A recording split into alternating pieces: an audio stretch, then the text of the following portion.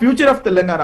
రండి, మీరు రండి, వచ్చే సలహాలు ఇవ్వండి అని చెప్పేసి నేను మీ ద్వారా నేను తెలియజేసుకుంటున్నాను. And I am expecting he would come. Ramireddy Damodar Reddy గారు, రామూర్తి గారు, very seasoned politician. Ramireddy Damodar Reddy గారు వెరీ సీజన్డ్ పొలిటీషియన్, వారు మాజీ మంత్రిగా కూడా ఉన్నారు. అటువంటి నేత వారు ఈ రోజు సంతాప తీర్మానం జరిగినప్పుడు వారు ఉండకపోవడం, దాని యొక్క వాల్యూ ఆఫ్ ది అసెంబ్లీలో వారు ఏదైతే ప్రవర్తించారో అది మంచి పద్ధతి కాదు. ఆ రకంగా ప్రవర్తించకూడదని చెప్పి నేను మీ ద్వారా తెలియదు. నోమాన్ గారు రైట్. నెక్స్ట్ రామూర్తి గారు, ఇప్పుడు ఏదైతే నోమాన్ గారు మాట్లాడినట్టు ఇప్పుడు ఆ పెద్దలు దామోదర్ రెడ్డి గారు సంతాపం తెలిపేంత వరకు ఉండాలి. నెక్స్ట్ ఏదైతే ఆ యొక్క అహంకారమో అహం ఉండబట్టే వారు ఫామ్ హౌస్ కంప్లీట్ చేశారని చెప్పని నోమాన్ గారు చెప్తున్నారు. కానీ ఒక బాధ్యత కలిగిన వ్యక్తిగా 10 సంవత్సరాలు సీఎంగా పనిచేశారు. ఒక అసెంబ్లీ అంటే ఒక దేవాలయం. ఏదైతే మీ ప్రాబ్లమ్స్ బయట మాట్లాడడం కాదు, అసెంబ్లీలో మాట్లాడితే దాని ఒక వాల్యూ, ఒక స్టాండర్డ్స్ ఉంటాయి. ఈ నేపథ్యంలో కేసీఆర్ గారు సభకు వచ్చి సంతాప సభ తీర్మానం అయ్యే వరకు ఉండి కొంతసేపు ఏదైతే మీ కాంగ్రెస్ హామీలు ఇచ్చిందో నెరవేర్చలేదనో, లేకపోతే పాలమూరు రంగారెడ్డి గురించనో ఒక 10 నిమిషాలన్నా మాట్లాడుంటే ఎంత బాగుండేది అనేది ఏది తెలంగాణ ప్రజలు కానీ ఎవరైనా కోరుకుంటున్నమాట. ఎందుకని ఆయన అలా వచ్చి వెళ్ళిపోవడాన్ని ఏంటి మీ బీఆర్ఎస్? అంటే మీరు డిబేట్ పెట్టడంలో ఉద్దేశంతో నాకు తెలియదు, కానీ అసలు చర్చ కాదండి. ఇవాళ అసెంబ్లీ ఓన్లీ వాటికి మాత్రమే పరిమితం అవుతుంది.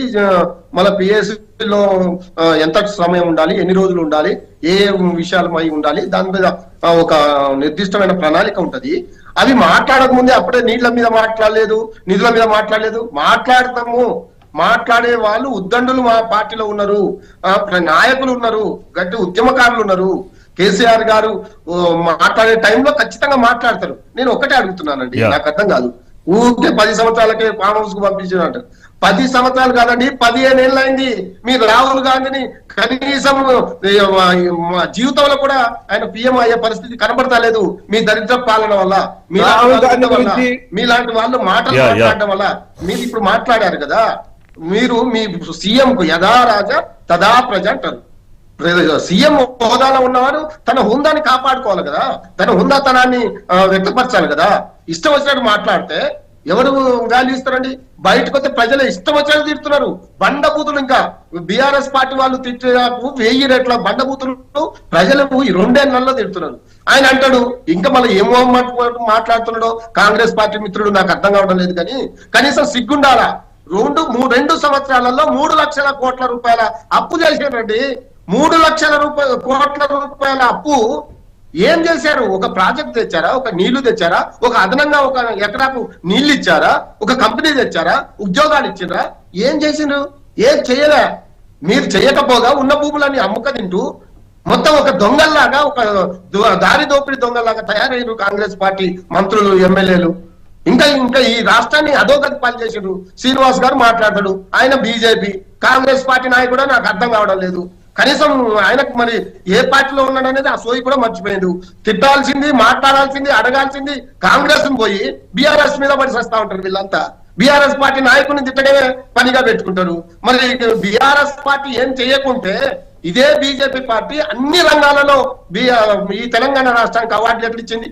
మరి ఆ సోయి ఎట్లా ఉన్నదో అర్థం కావడం లేదు.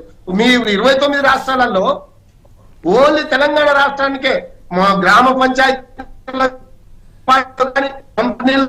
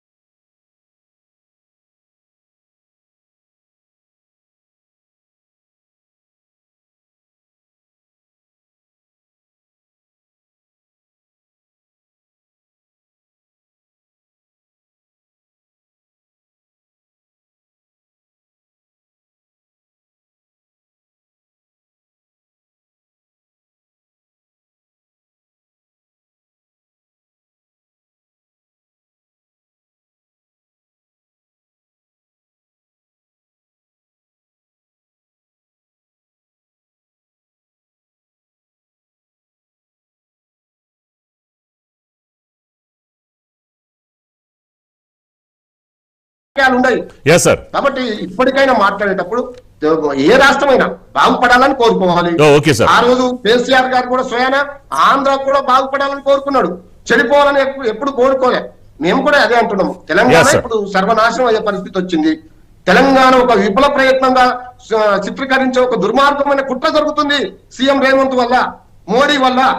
ఈ ఇద్దరు దొంగలు కలిసి చంద్రబాబు నాయుడు గారి లాంటి వాళ్లకు వీళ్ళంతా ఒక ఒత్తాసు పలుకొని తెలంగాణను ఎడారిగా మార్చే ఒక గొప్ప ఒక పరిస్థితి ఆపరిస్తున్నది. కాబట్టి మంచి గురించి, తెలంగాణ అభివృద్ధి గురించి, రామూర్తి గారు మళ్ళీ మీ దగ్గరికి వస్తాను. గురించి మాట్లాడుతున్నాం. సార్. నెక్స్ట్ శ్రీనివాస్ గారు రామూర్తి గారు చాలా విషయాలు చాలా స్పష్టంగా చెప్పారు. ఇదైతే మీరు ప్రశ్నించాల్సింది కాంగ్రెస్ అధికారంలో, కాంగ్రెస్ ప్రభుత్వం ఉంది కాబట్టి. కానీ మీరు బీఆర్ఎస్ ని క్వశ్చన్ చేయడం ఏంటనేది రామూర్తికి చాలా మంచి ప్రశ్న వేశారు. అలాగే తెలంగాణ రాష్ట్రం కాంగ్రెస్ అధికారంలోకి వచ్చిన తర్వాత ఇలా డౌన్ లో ఉంది, మీరు వాళ్ళని ప్రశ్నించాలి, కానీ మీరు ఇద్దరూ కలిసి తెలంగాణకి అన్యాయం చేస్తున్నారని రామూర్తి గారి వ్యాఖ్యలు బట్టి అర్థమవుతుంది. శ్రీనివాస్ గారు మీరేమంటారు? ఇప్పుడు ప్యూర్లీ మీరు ఇచ్చినటువంటి మ్యూట్ పాయింట్ కి నేను కన్ఫైన్ అయి మాట్లాడుతున్నా. Firstly I'm an advocate and part of government కూడా నేను ఉంటి అండ్ తెలంగాణ ఉద్యమంలో ఉన్నా అండ్ ఆ పార్టీలో కూడా పనిచేశాను గతంలో. ఇప్పుడు ఇచ్చినటువంటి మ్యూట్ పాయింట్ ఏంటంటే the absence of LOP, so leader of opposition. So దీని మీద మనం చర్చిస్తా ఉన్నాం. రాష్ట్రంలో కూడా మీడియాలో కూడా మొత్తం ఇదే ఈ రోజు కరెంట్ అఫైర్స్ లో ఉంది. దానికి కన్ఫైన్ అయి మాట్లాడుతున్నా. సబ్జెక్ట్ వచ్చినప్పుడు ప్రభుత్వ వైఫల్యాలు అని మీరు తీసుకోండి మ్యూట్ పాయింట్ ని. డెఫినెట్ గా కాంగ్రెస్ పార్టీ 2 ఏళ్లలో వైఫల్యాలు ఏంటి, తర్వాత 10 ఏళ్లలో వారి వైఫల్యాలు ఏంటి, వాటి తప్పకుండా వైఫల్యాలను ఎత్తి చూపిస్తాం. మంచిని కూడా పొగుడుతాం. అది మీరు అడిగిన ప్రశ్నలో మంచి కూడా పొగడండి, వైఫల్యాలను కూడా చెప్పండి అంటే మంచిని పొగుడుతాం, వైఫల్యాలని చెప్తాం. This is called the debate. So దానికి మీరు ఆయన నన్ను 2 పదాలు వాడినాడు. ఒకటి సోయి అన్నాడు. నాకైతే తాగుడు లేదు, నేను జర్దా తినను, లేకపోతే తాగి రాను ఎక్కడికి, నాకైతే సోయి ఉంది. ఆ ఉందో లేదో ఆయన దగ్గర ఏదైనా మీటర్ ఉంటే నా దగ్గరకు వచ్చి ఒకసారి ఎదురెదురుగా మాట్లాడేటప్పుడు భాష వ్యక్తిగతంగా తాడూరి శ్రీనివాస్ తో మాట్లాడకంటున్నా నేను. నువ్వు జనరల్ గా బయట ప్రసంగాలు ఇచ్చుకో, నీ భవన్ కు పో, నీ ఇంటికాడ పో, నీ గల్లీలో మాట్లాడు.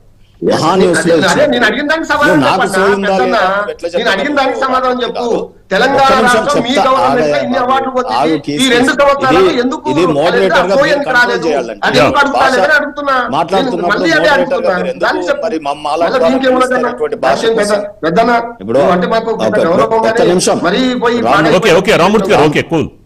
రామ్మూర్తి గారు, ఇప్పుడు నేను అన్నది నిన్ను బాధిస్తుందా? ఎందుకు ఎగురుతున్నావు? ఒక్క నిమిషం ఆగొచ్చు కదా. ఏళ్ళు చూపిస్తున్నావు, 4 ఏళ్ళు చూపిస్తాయి కదా. నీకు భాష వచ్చని ఒక మాట మాట్లాడితే మరి అవతలోడు 4 తిట్లు తిడతాడు కదా. అదే జరుగుతుంది ఇప్పుడు రాష్ట్రంలో. ఎక్కడో దగ్గర ఫుల్ స్టాప్ పడాలి, అట్లీస్ట్ మనమన్నా మాట్లాడవద్దు కదా అంటున్నా నేను. 2వ డైలాగ్ ఏమన్నావు? మోడీ ప్రధానమంత్రిని ముఖ్యమంత్రి రేవంత్ దొంగలు అని అన్నావు. ఒక ప్రతిపక్ష నాయకుడు మాత్రం కాదు.